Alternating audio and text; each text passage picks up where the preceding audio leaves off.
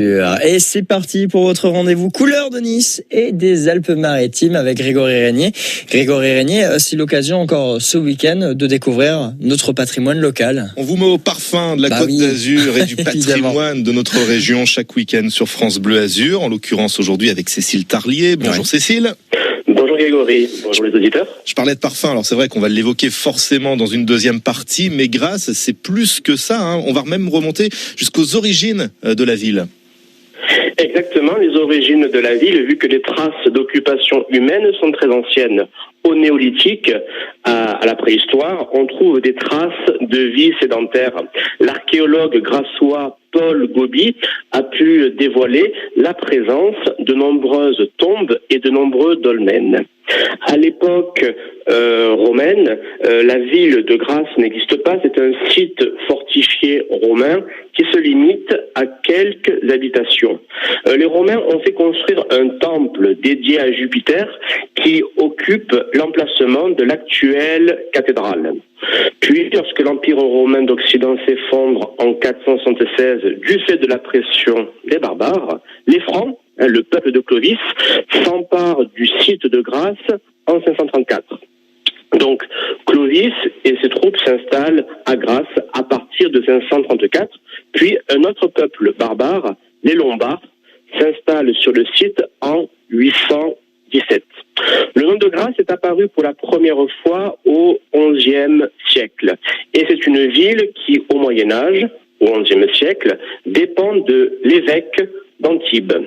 Au XIIe siècle, la ville s'émancipe de l'évêque d'Antibes. La ville s'émancipe de l'évêque d'Antibes et se dote d'un conseil municipal avec 4 consuls, 4 maires élus directement par la population.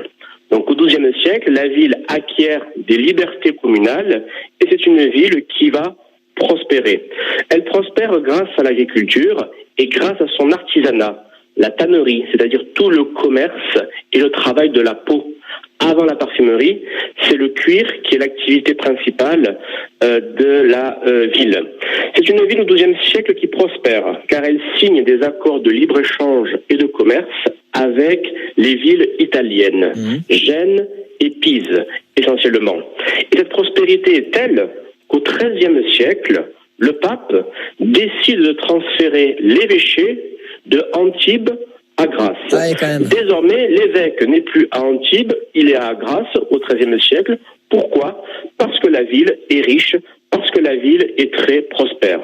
Et c'est à partir de 1244 que la cathédrale Notre-Dame, est construite. Puis, la ville de Grasse est rattachée au comte de Provence, au comté de Provence plus précisément, qui possède la ville à partir de 1227.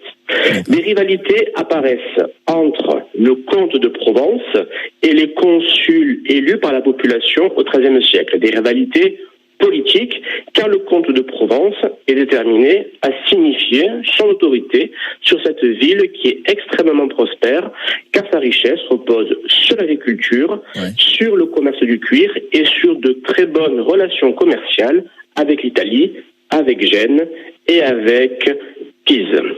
À la fin du XVe siècle, lorsque la Provence est rattachée à la France, Grasse devient française. Au XVIIIe siècle, la ville de Grasse a donné 2 personnages illustres à la France. Le premier d'entre eux, c'est l'amiral de Grasse, un aristocrate qui s'est illustré au cours de la guerre d'indépendance des États-Unis en apportant un soutien décisif aux insurgés face aux Anglais. Donc, premier personnage illustre que Grasse a donné à la France, l'amiral de Grasse, qui s'est illustré au cours de la guerre d'indépendance américaine. Et deuxième grand personnage que Grasse a donné à la France, Jean-Honoré Fragonard, qui devient le peintre du roi Louis XV à l'initiative de la marquise de Pompadour. Ce peintre, Fragonard, va exécuter de nombreuses toiles représentant le roi Louis XV, et lorsqu'en 1926, un notaire parisien va décider de créer une entreprise de parfumerie, eh bien, il lui donnera le nom de Fragonard, en référence à ce peintre grassois du XVIIIe siècle. Super connu d'ailleurs. À la Révolution française, Grasse devient chef-lieu du département du Var de 1793 à 1795. En 1795, le chef-lieu du Var est transféré à Draguignan. Puis, après la chute du Premier Empire, en 1815, c'est une toute autre histoire qui s'ouvre pour Grasse, autour du tourisme et du parfum. Et évidemment, ce sera l'occasion d'y revenir dans un instant, Grégory Régnier, avec Cécile Tarlier. Grégory Régnier, les couleurs de Nice et des Alpes-Maritimes ce matin. Cécile Tarlier, votre invitée. Alors justement, on va en parler maintenant de cette époque un petit peu plus récente et qui concerne Grasse. On évoquera peut-être quelques sites majeurs à voir absolument, mais la ville, elle s'est transformée finalement autour de cette industrie du parfum.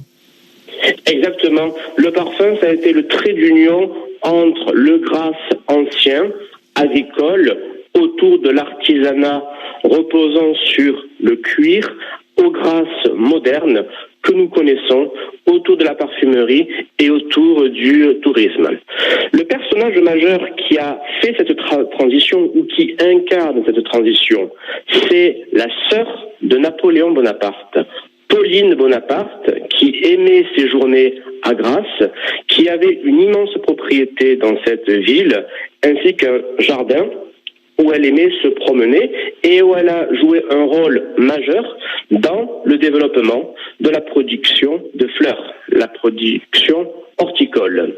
Grasse, qui fait partie du département du Var, est transférée dans les Alpes-Maritimes lorsque le comté de Nice devient français en 1860.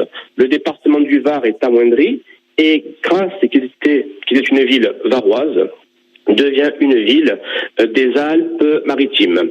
Au début du XXe siècle, la production de parfums continue à augmenter de façon très forte et l'un des emblèmes de la parfumerie à Grasse, c'est la maison Fragonard qui est créée en 1926 par un notaire parisien, Eugène Fuchs, qui va s'inspirer du peintre qui était à la cour du roi Louis XV, Fragonard, pour donner le nom de celui-ci à son entreprise de parfumerie. Cela étant, au XXe siècle, la parfumerie de Grasse va devoir faire face à de nombreux problèmes. Tout d'abord, l'apparition des parfums de synthèse, l'apparition des colorants chimiques qui portent un coup à la parfumerie de Grasse et qui l'oblige finalement à toujours se spécialiser sur des produits extrêmement qualitatifs. Ouais. Et aussi la concurrence internationale qui s'affirme et qui place la production grassoise en rivalité avec d'autres productions d'essences florales au monde. Cela étant, c'est une parfumerie qui jouit d'un immense prestige au niveau national. Ce prestige a été lancé par Pauline Bonaparte et aussi au niveau international, vu qu'en 2018, l'UNESCO a décidé d'inscrire la parfumerie de Grasse au patrimoine immatériel de l'humanité. Ce qui fait qu'aujourd'hui, la ville continue à vivre grâce à la parfumerie, aussi grâce au tourisme qui s'est fortement développé dans les Alpes-Maritimes chez nous à partir de 1960. Et s'il y a 3 sites que les guides conférenciers peuvent recommander aux visiteurs qui souhaitent découvrir Grasse, tout d'abord il y a les ateliers liés à la parfumerie. Il y a ensuite le jardin de la princesse Pauline Bonaparte, qui est un lieu idéal pour faire une balade en famille lorsque l'on est accompagné, et aussi la cathédrale Notre-Dame, qui est un site religieux majeur dans la ville et qui domine le paysage grassois par son clocher. Et bien voilà, autant de découvertes à faire en cette fin d'année, si toutefois vous avez de la visite dans les Alpes-Maritimes pour passer ces fêtes de Noël. Merci beaucoup, Cécile. Merci Grégory, bon dimanche. Cécile Tarlier et Grégory Régnier, merci à vous deux surtout. Cécile Tarlier, je rappelle que vous êtes le président des Guides de France et on peut retrouver toutes les informations directement sur notre site internet francebleu.fr.